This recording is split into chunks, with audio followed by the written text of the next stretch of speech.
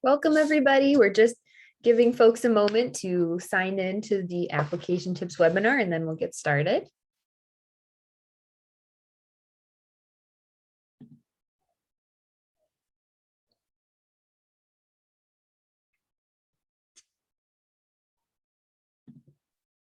Okay, thank you everyone for joining. As people continue to log on, just want to say hello and introduce myself and the team. My name is Eileen Jacob. I work on the LGO admissions team, and I'm joined by my other LGO colleagues, Pam Searle and Shrona Bollinger, who will be helping out, and you'll be hearing from them throughout the presentation. And I'm also joined by my colleague from the Sloan admissions team, Alexis Marcus, who will be on and also helping to answer questions at the end of our presentation today. So you're in good company. It'll be a fun group. And thank you all for joining today. We hope that this application tips webinar is helpful for you and learning about the details of the components of the application and considering your LGO journey. And it all starts here. So that being said, let's get started. Before we get into the application components, just a quick overview for those who are perhaps less familiar with the LGO program. So LGO stands for Leaders for Global Operations, and it's a 2-year dual degree program in which you earn both your master's in engineering and your MBA at MIT. So this means you're a full student of the Sloan MBA program and the MIT engineering department in which you're enrolled, as well as the LGO program itself. This dual degree is unique. It's been fully integrated at MIT for over 30 years and stemmed from that demand of striking a balance between engineering and business disciplines. Our LGO program has created a close-knit network of about 1,400 alumni, which is a group who are still very actively involved with the program and the coursework today and with our students.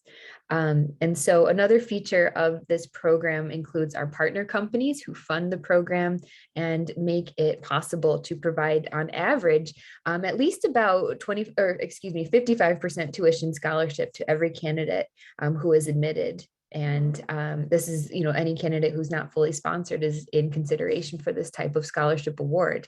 The partner companies also guarantee each LGO student a 6-month internship, which is embedded in the program structure. And so you'll find as you're learning more about the partner companies, they're a huge part of the journey for LGO students.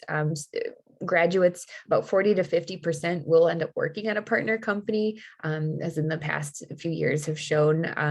And so just keeping that in mind within LGO as you hone your technical skills to solve problems in ops and technology, you also gain the tools to become an innovative leader and making a direct impact within your industry. So that said, today we're going to talk specifically about the application and answer your questions.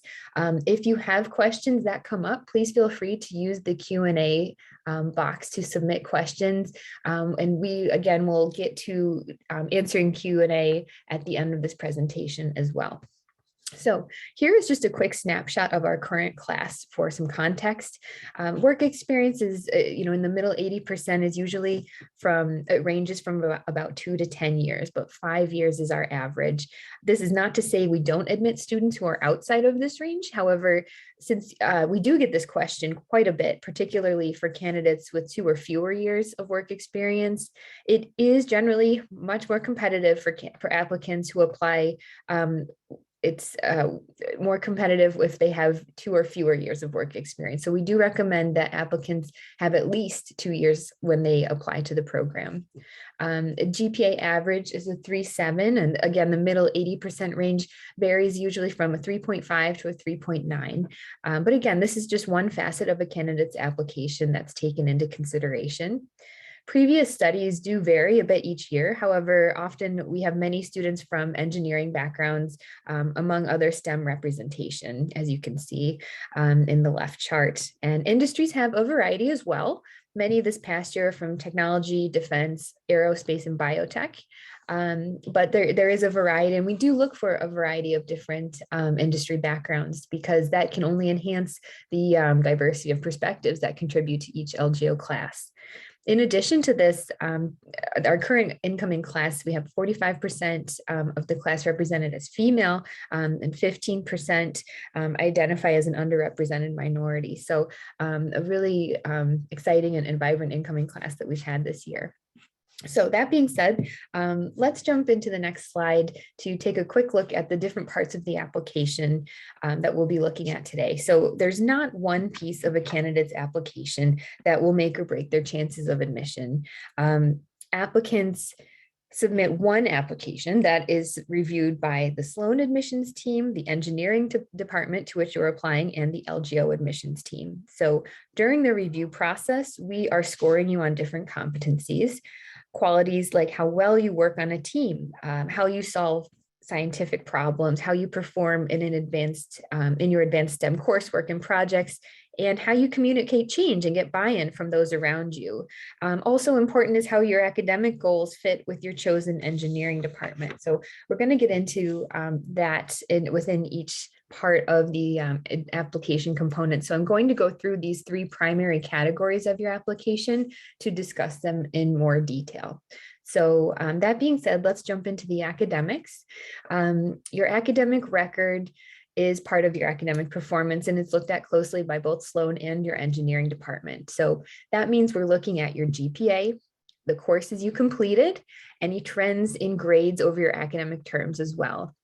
And the engineering department is particularly interested in any STEM courses you've completed. So for example, while you don't necessarily need to have completed all aero and astro classes in order to be considered for the aero astro department, they, like other departments, will look for evidence that you've mastered those fundamentals of engineering, those core classes in undergrad, so that you'll be able to hit the ground running when you start your engineering courses for your master's.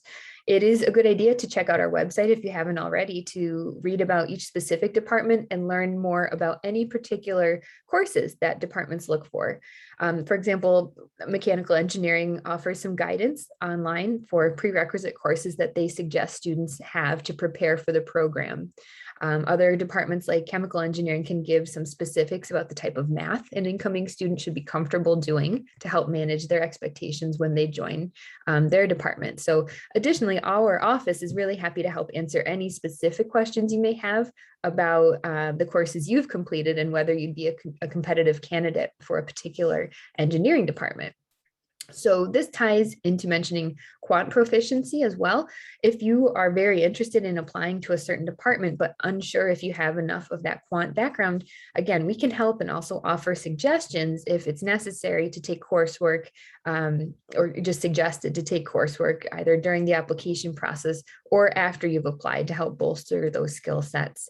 So be sure to indicate in your application if you're currently working on improving your quant or engineering proficiency by taking any additional courses or certifications. There is also a supplemental portion in the application for you to upload any of these specialized certifications or trainings that you've completed or are currently taking. So feel free to add those additional pieces of certification or course completions in addition to your academic transcripts that we require. So the test scores are the GMAT and the GMAT or the GRE are required for all applicants. It is up to you which one you take and which format you're most comfortable with. We don't have a preference. So the admissions committee will continue to accept both the remote and at-home version of these exams in addition to the in-person exams. So next, we're going to move on to the professional accomplishments that you want to highlight in your application.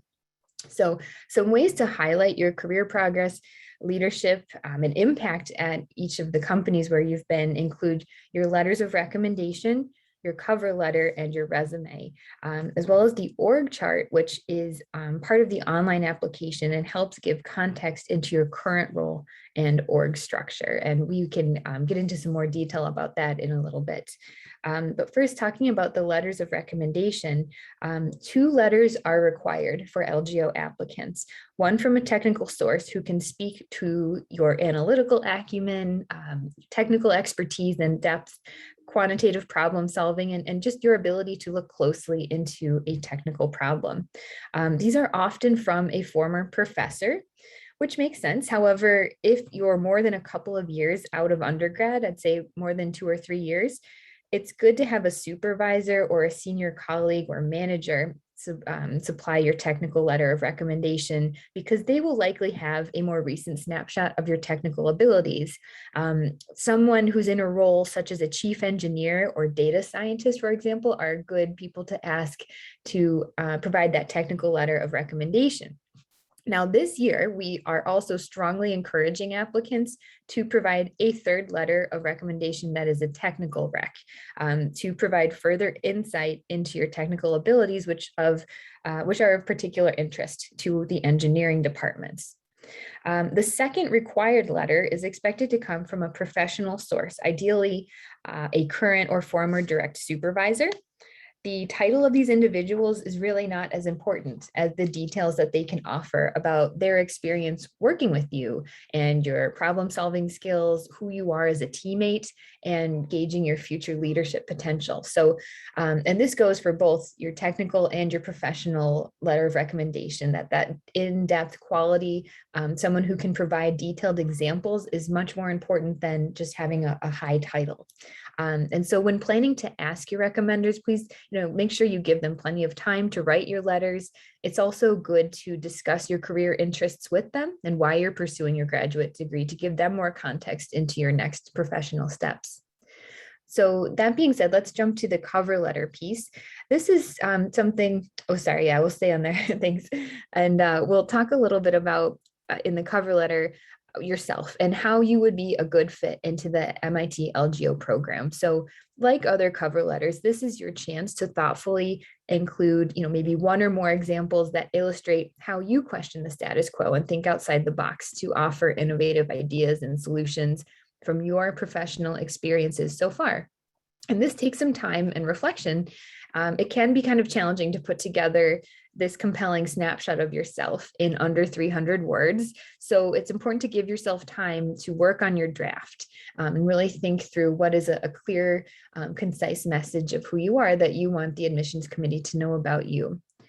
The resume, this is a one-page, we ask for a one-page resume with specific formatting instructions that are included on the application, but will provide that overview of your education, your work experience, and then any additional information that you feel is relevant to highlight, which can include things like languages spoken, extracurricular activities and community service, any technical skills and certifications, or any other special skills and interests.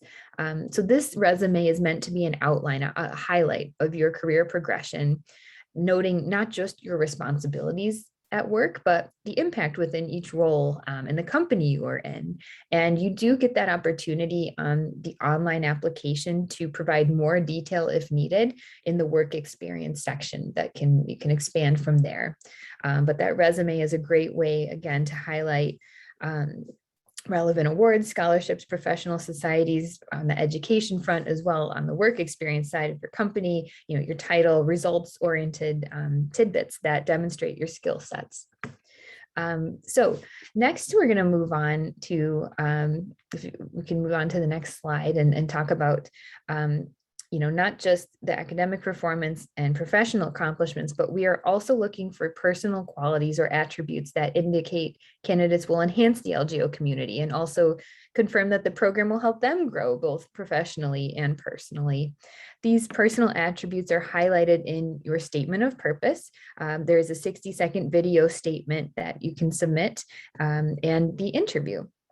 We also look for your personal qualities through any leadership positions that you've had outside of work, in addition to those in work too, but some examples could include volunteer work, mentoring, any professional development, any sports or other interests that you have held a formal or informal leadership role within. So LGO is designed for students who are interested in the intersection of business and technology, who want to become industry leaders and who see the problems and think about ways to solve problems. And so we often say LGOs, they like to get things done, and are also students who are very humble, but also very collaborative. So we are looking for candidates who show us through both the application, their video statement, and the interview that they are a good match for our program. So to get into more detail about these components, the statement of purpose.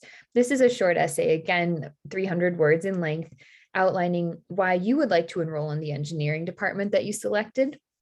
We ask candidates to use this to explain their academic interests and career goals and why their chosen department is the right fit. So this essay is a great opportunity for us to learn about your passions within engineering and on the technical side and where you want to focus while in the program. We can learn a lot about you from this essay, so be specific if there are any research areas or faculty or other organizations within that engineering department that you'd like to be a part of. The video statement is designed to help you add color and more context to your application.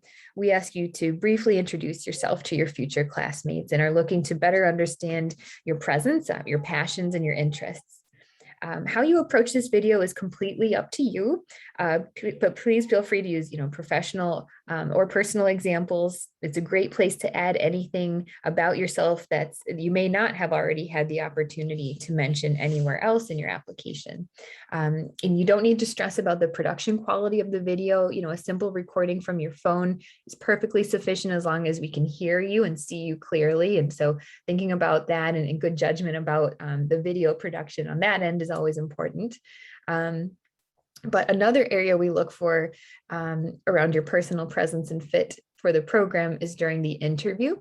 The interviews are behavioral based, where we will ask you to reflect on situations that have happened to you in the past and to answer our questions. And so this is a great opportunity for us to get to know you better in person and for you to get to know us as well. And the interviews are going to be remote, similar to last year. So they'd be virtual, invitation only, and conducted over Zoom. Okay, so moving on, this is just a breakdown of the LGO application components.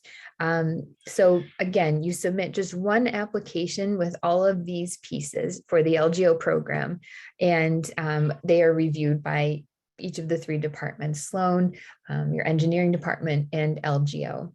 We are looking for those mission-driven students who have a history, again, of formal or informal leadership and impact, but who are also, talented engineers who can use analytical tools to solve complex problems or work in any other technical background too. It is a holistic evaluation process. So every component is looked at carefully. And like I said at the beginning of our presentation, there's not one piece of this application that is the be all end all that will determine your chances and your final admissions decision. Keep in mind too, all applications are reviewed multiple times by multiple people across Sloan, the School of Engineering, and LGO. As far as a few things to keep in mind, some tips, we do suggest that you apply when you're ready. So this is when you feel your application is going to be the strongest representation of your readiness for the program. And so keep that in mind. We have the same review process for applicants who submit their application in round 1 and round 2. So apply when you're ready. Keep in mind for those who apply in round 1 that your final decision could be prolonged. So there's a chance that candidates are waitlisted, as often happens in round 1, which means that their final decision wouldn't be available until March 1st. That happens across all of the engineering departments at times, some more than others. So keep that in mind, especially for those who are applying for the Operations Research Center. All final decisions won't be available until March 1st. So keep in mind also when you're thinking about your recommenders, pick people who truly know you, and at least one recommender speaking to that technical side should discuss your technical abilities, either from the classroom or in a complex applied situations at work, showcasing those skill sets in particular. It's also good to be clear and precise about your academic interests in your engineering statement of purpose. So again, I just want to emphasize, if there are any professors or classes or research that you're really interested in, please mention that in your statement of purpose. And this is often used by the engineering departments to get a feel for what you're interested in, and thinking about who would be your most effective faculty advisor as well. So that's why it's also good to be specific. And then finally, be yourself. We're really looking for people, or sorry, we're really looking to understand you and your interests and passions, and hear your personal story coming through when we're getting to know you in the application and in the interview as well. So that being said, let's jump to the next slide with the application deadline. So round 1 is coming up pretty quickly on September 28th, and round 2 is December 1st. So that's good for, your planning and managing your time. And with that, I want to just take a moment and see if we have some time. I think we do, for some questions from all of you. And we can rotate around to see, to have everyone answer. So Pam and Alexis and I can jump in. And so one of the first questions we can dive into is about the letters of recommendation. The questions for the technical letter of recommendation versus the professional letter of recommendation. And so, and Alexis, if you'd like to jump in on this one, go ahead. If not, I can answer this as well. Yeah, absolutely. Do you want to read the question, and then I don't know which one you're responding to. Sure, yeah. So is there a difference between the letters, the formatting or questions between the professional letter of recommendation and the technical? I mean, I would say that we use the GMAC common letter of recommendation form, but certainly we understand that, your technical letter of recommendation might not touch on the same topics. Same with, your professional letter of recommendation, they might have different topics to talk about. So I wouldn't say that they both need to cover each and every specific topic that we're looking for, but just make sure that when you're, I think in the application, we identify specific questions that we want covered in the technical letter of recommendation, and specific topics that we want covered in the professional letter of recommendation. So make sure that those are communicated to your recommender and who you're asking, like that they know which one they are. Yeah, absolutely. Great. We have a question here asking about, is there any maximum years of work experience for LGO? So we don't have a specific, cutoff or any specific year requirement, but I would say on average between 2 and 10 years is where we see most candidates do the very best in LGO. So if you have a lot more than 10 years of work experience, you might want to check out the Sloan Fellows Program or the Executive MBA program. That might be a better fit for you within MIT Sloan. But again, we typically see around 2 to 10 years of work experience for LGO. Great. This is a question, again, maybe I'll pitch to you, Alexis, about the cover letter format. Is there a recommended format or structure that the admissions committee prefers for that cover letter? I mean, I would just say a standard business correspondence. So it does not need to be addressed to anyone in particular. So it's just Dear Admissions Committee. And then, it's 300 words or less. So just make sure that you're staying within that limit. But just a standard business correspondence is perfectly acceptable. Great, thank you. Another question about volunteering in student associations, if that could be considered as, I think it says as work experience. This would be not considered as full-time work experience, but it is definitely something that you could include in your resume if it's something that you were particularly involved in and had a significant role in. You could talk about that potentially in your video statement. But again, it wouldn't be considered as full-time work experience. Great. So we have a question here on scholarships. So someone is asking, do we offer any full scholarships? We do at LGO. So Eileen touched on this a bit. Every admitted student who's not sponsored for LGO receives a generous LGO fellowship, which is funded by both our partners and alumni. On average, it covers 55% of your tuition over the 2 years, but that's on average. So we certainly have a handful of students that receive full funding. We also have several diversity scholarships that cover the full amount of tuition. So we do have opportunities for full scholarships at LGO. And so how we determine those is through your application. So you don't need to submit anything special. You just check a box on the application that says you would like to be considered for the LGO fellowship. And then we determine your fellowship amount based on the strength of your application. Okay, great. Another question about how far out of undergrad should you get a letter from your graduate advisor or professor? And there isn't a set amount of time that we require or expect. I think it is a judgment call for each applicant.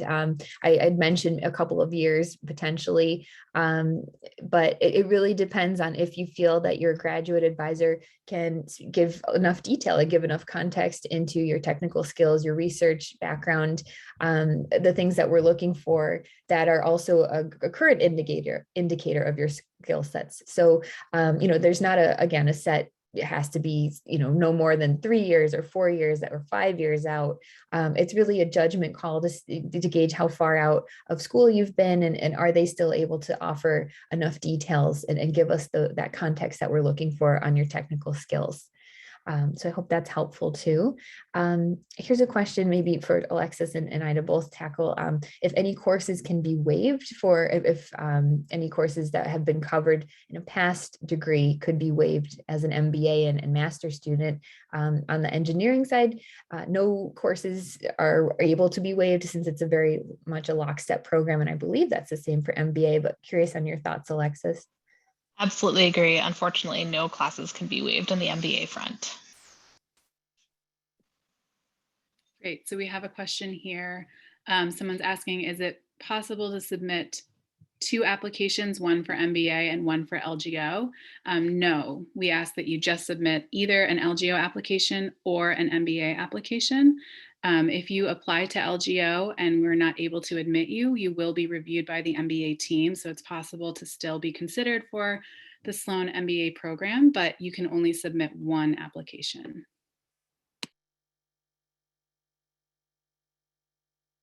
Okay, thank you.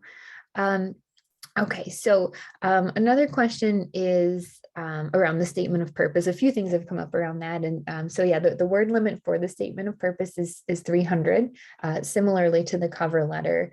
And then it is good to be specific if you have any faculty advisors or professors in mind. It's certainly not a requirement, but more if there is anyone that you're excited to potentially be collaborating with, that it's good to share that in the statement of purpose. But again, not expected, just something nice to have if you do have that interest. Great, thank you. So we have a question here asking us to elaborate a little bit on the difference between round 1 and round 2. So for a typical MBA program, we always encourage candidates to apply as early as they can. For LGO, it just works a little bit different because of the way we're structured with 8 different engineering departments. So we tend to admit the majority of the class in round 2. So you're not at a big disadvantage if you do apply in round 2. We always, encourage you to apply when your application is ready and it's going to be the strongest. So if that's in round 1, that's great. If it's in round 2, that's also great. So for LGO, you could be admitted in round 1, or you could potentially be waitlisted and then reevaluated in round 2. So the only main difference is that if you apply in round 1, your application has a little bit longer of a shelf life. But again, we encourage you to apply when your application is going to be the strongest and when it's ready. Great. Here's a question maybe for Alexis about the video statement. Can you talk a little bit about things you've seen? If there's a question if candidates can show pictures as part of their video statement, or if it just has to be them, indoor versus outdoor. Maybe some more guidance around the video. Absolutely. So in terms of showing pictures, we do want to watch you specifically as part of the video. So, I wouldn't encourage you to be showing a slideshow or anything like that that's blocking you from the frame. Certainly, we've seen videos where people are holding up photos or holding up a prop or whatever it might be, but you should be kind of the front and center of the video. In terms of indoor versus outdoor, it's completely up to you. It really just depends on kind of what you're talking about, where you want to be during the video, where where you feel the most comfortable, keeping in mind that there's nothing specific that we're looking for here. We're really just trying to get to know you a little bit better. So wherever you feel the most comfortable. If you do it outside, please be cognizant. If there's a bus driving by or you're on the top of a mountain and we can't hear you due to wind, just play back the video so we are sure to that you're submitting something we can understand you. Awesome. Thanks, Alexis. Another question about the letters of recommendation. If the technical letter can come from someone who is your supervisor or in a supervisor role, yes, definitely is possible that your supervisor is also the same person providing your technical letter of recommendation. Great. So we have a question here asking, how common is it for graduates of LGO to start a PhD program? So it does happen. It's not super common. I would say most of our students tend to go right into industry after, but I can think of, in the past 5 years, probably like 3 or 4 students who discovered, while they were on their research-based internship at LGO, that they really liked the research side and they want to stay in academia. So they go on to a PhD program after. So it's certainly a possibility.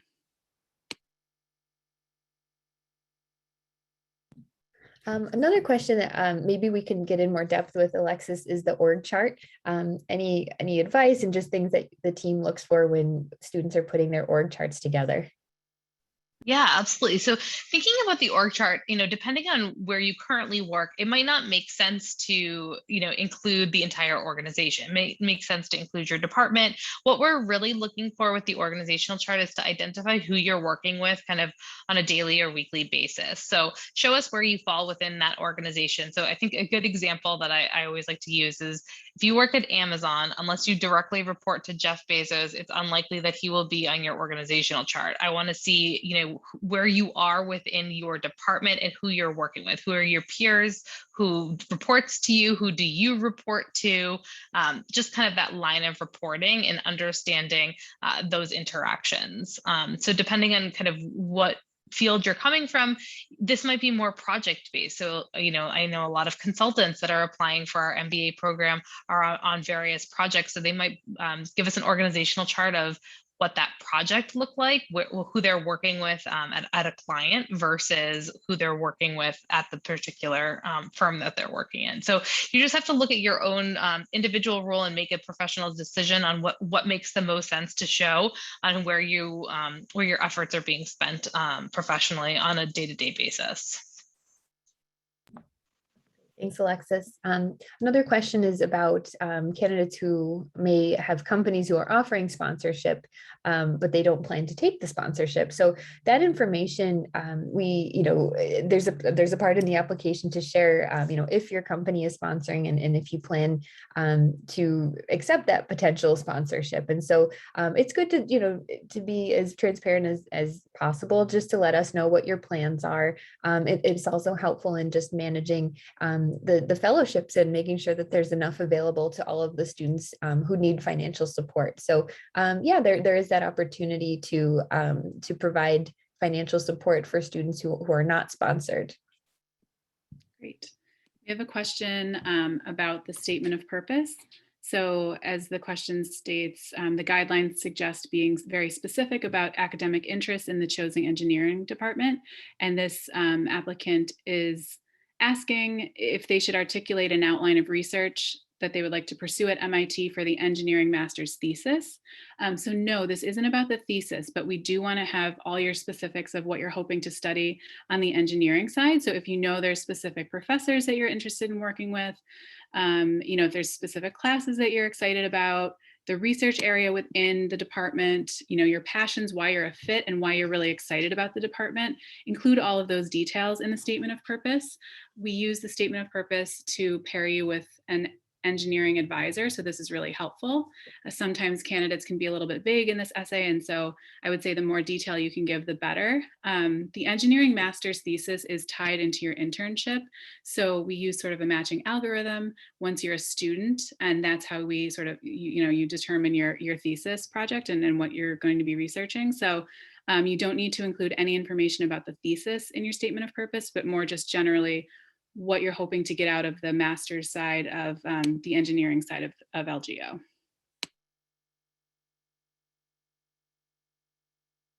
Great. Another question around being considered for just the master's in engineering if candidates are not admitted to the LGO program. This can happen. It's extremely rare, but occasionally engineering departments will reach out to candidates who aren't admitted to LGO and see if they want to move forward in the admissions process with them. Again, it's extremely rare, but that would just the engineering departments would reach out to those candidates on a case-by-case basis. Great. Another question about the engineering side. Someone's asking, is it okay to reach out to professors we would like to work with in advance? You're certainly welcome to do that. We can't make any guarantees. Professors are very busy and they get a lot of emails from prospective candidates. So you're certainly welcome to try, but I would encourage you to maybe reach out to the graduate admins within the engineering department if you have specific questions. Of course, you can always reach out to LGO admissions. So that's just lgo@mit.edu, and I can put that in the chat. And we're happy to kind of go over any specifics. Here's a question about reapplicants. Maybe Alexis and I can each contribute to, but maybe Alexis, if you could go first, maybe any advice for reapplicants who are applying this year for LGO again. Yeah, absolutely. So I think reapplicants are almost at an advantage. They have last year's application materials that are going to be in front of the admissions committee as well as this year's application materials. So use that wisely, use that space wisely to tell us more, tell us what's changed, highlight additional work experience, professional experiences that you're particularly proud of. So we will look at both of the applications together when making a decision. So I don't recommend just uploading the exact same materials because you're not really highlighting or letting us know, why you're a great candidate and why we should be considering you this year versus last year. So use that space. Yeah, definitely. And you can use the same recommenders as well. I think if there have been any changes, any new updates, it's good to refresh the letters if there is new information to share. It's always good to keep that in mind. Great. So we have a question here about asking about work experience. So if you have a bachelor's in engineering but have 0 years of full-time work experience outside of internships, would you be considered for the program? So this program really is designed similar to the MBA program for candidates who do have work experience. So again, typically students have 2 to 10 years of work experience. It's quite rare to be considered without work experience. We do have the MBA early program. If you're an undergrad and you wanted to secure a seat in a future MBA class, you can also use that as sort of a pathway to LGO. If you're an MIT undergrad and you'd like to secure a future seat in the LGO class, you can apply your senior year to the LGO program, the LGO early program, excuse me. So I would say it's probably in your best interest for both the MBA program and the LGO program to apply once you've had a couple of years of work experience. Okay, great. Another question is if candidates are graduating with 2 majors, and an engineering and a business major or business administration, should both be included in the application? And definitely the answer is yes. We want to just see a full scope of your undergraduate experience and the academics you've completed. Alexis, would you agree with that too? Yes, 100%. Exactly what I would say. And maybe while you're on the horn, Alexis, would you be able to give some advice for how candidates can prepare for the interview or any advice around that? Yeah, great question. I mean, I think just familiarizing yourself with both the MBA program as well as the LGO program before you go into the interview is really helpful. Our interviews are behavioral based, so we'll be asking you kind of a series of questions related to your experience. They're kind of open-ended and we're looking for specific examples. So thinking about, things that you would want to highlight as things that you're particularly proud of is a good way to kind of prepare. And then in addition, you will have lots of time at the end of the interview to ask your interviewer questions. So, I always like to be asked questions that are not relatively easy to find on the website. So make sure that you kind of do your homework in preparation for that. I will also note that for interviews, you will be asked to do some pre-interview questions, and those details will be shared with the interviewee when you're invited to interview, but you will have time to do them and get them submitted online. Great. We have a question about the testing. So our GRE and TOEFL exam requirements for international students. So the GRE or GMAT is a component of our application that we require for applicants. The LGO does not require TOEFL or any English language exam for our admissions process. So we use your essays, and if you're invited for an interview, we use your interview, and also we listen to your video statement to sort of assess your English language. So we don't require a TOEFL exam. Okay, great. So another question is about the section of the application that asks about courses that have been completed. So Alexis, maybe would you be able to talk a little bit about the courses and how to write out the different percentages of courses that were dedicated to each topic? Any advice around that part of the application? I mean, I would say that this section, we're not necessarily looking for you to have a ton of courses here. So if you are, trying to think of a course that would cover, I'm just using an example of communications. If you're trying to think of a course that you've covered communications in and you haven't taken a specific communications course, you can leave that blank. Please do. Don't try to think of a course that you took 5% or whatever percentage it might be. So we're really just trying to assess what you have taken already and what you potentially would need to do to get up to speed. So a lot of our applicants are coming from backgrounds, this is for the MBA as well as the LGO application. So a lot of people are coming from, humanities backgrounds or less quantitative backgrounds. And so we just want to make sure that we're setting all of our potential admits up for success down the line. So that might mean asking them to take a preparatory course, but really we're just trying to understand what your background looks like. So if you haven't taken some of those courses, it's 100% okay. And most applicants have not taken, most admits have not taken all of those courses. Thanks, super helpful. Oh, sorry. Yep, go ahead, Eileen. Another question of just where candidates can submit their goals on, more of their management and business aspirations in the application. And I think, a primary area is highlighting in your cover letter, your overall career goals and reasons for why you are pursuing both your MBA and master's, why this dual degree program is right for you and where you want it to take you. This is also something that you can bring up in the interview portion of your application process. Or potentially in your video statement. And so that's good to keep in mind when comparing what to write in the cover letter versus the statement of purpose. The latter is more of the engineering fit and on the technical aspect of what you want to get out of the LGO program. Great. We have a question here asking, can volunteer work be considered as experience? So we love to see your volunteer work. It certainly adds depth to your application. We like to see candidates who are well-rounded and mission-driven. So it's great to add that to your application. But in terms of work experience, we are looking for, postgraduate full-time work experience.